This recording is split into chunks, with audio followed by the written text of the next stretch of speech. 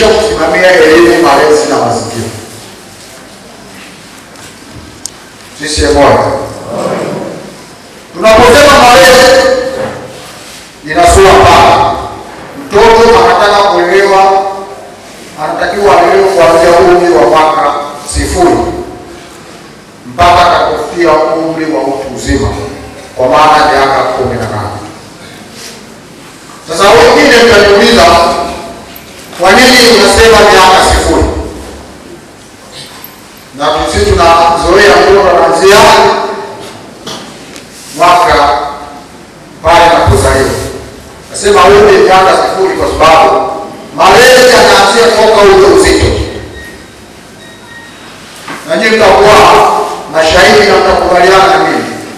Mama mjamzito anapokuwa na ujauzito wa mwingine, anapoelekeza baba au mume mbele ya kuhudhuria udongo. Sisi moja. Na wote shangaa wakati tunaishi hata siku moja unaangiza udongo. Lakini leo amenielekeza nikanunue udongo. Na utaenda kununulia udongo, umletea mama ambaye ni mke yule mwenye viashiria vya ujauzito. Sisi moja. Haya. Wakina mama wanaogopa. Na wanakula udongo sio kwa matakwa yake. Kutokana na kiumbe kilichopo na mwingine inafia hata kuchukia hata wanaume. Akikwambia siku 3 wakati wako inanuka, usikasirike. Na mwingine anasema mimi sitaki kuwa huko, utashangaa. Kwa hiyo ni malezi kutokana na dalili alizonazo. Kwa misingi hiyo tunahitaji kutekeleza malezi kuanzia umri wa miaka 0 mpaka mama atakapojifungua. Na jumuiya yetu ni jumuiya ya jinsia zote mbili.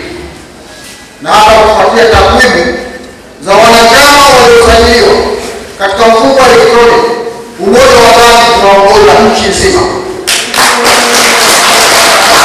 Na hii sio furaha. Inafuatia jumuiya ya kina mama na inafuata jumuiya ya vijana. Sisi moja. Kwa sababu gani? Sisi ni mwenye jinsia zote mbili na hatuna ukoo wa ukoo. Lakini kwa misingi hiyo, umoja wa wazazi tukifuata hapo malezi, sio kwamba hakuna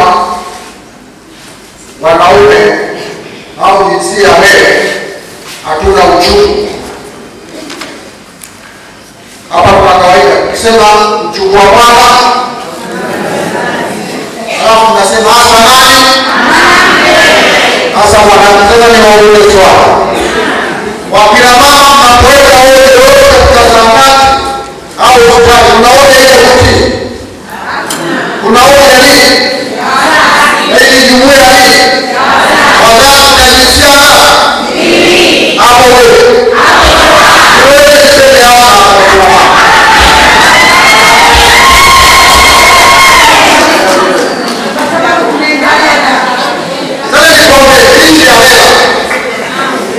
ishi ya leo. Kwa sababu jambo lile mlishirikiana baba na mama. Ndio maana mwanzo nilitambulisha. Hoja ya uongo kama unatuma analeta anatekeleza malezi. Na unapoenda leo atakupeleka. Kwa sababu chumba kile ni maalum kwa ajili ya mama kutekeleza yale mazingira ili upate mtoto.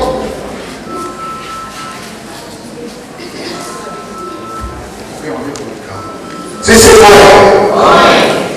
Kwa hiyo kwa misingi hiyo, mama anapoenda hospitali au weka, mama anaumia. Kama hamjui.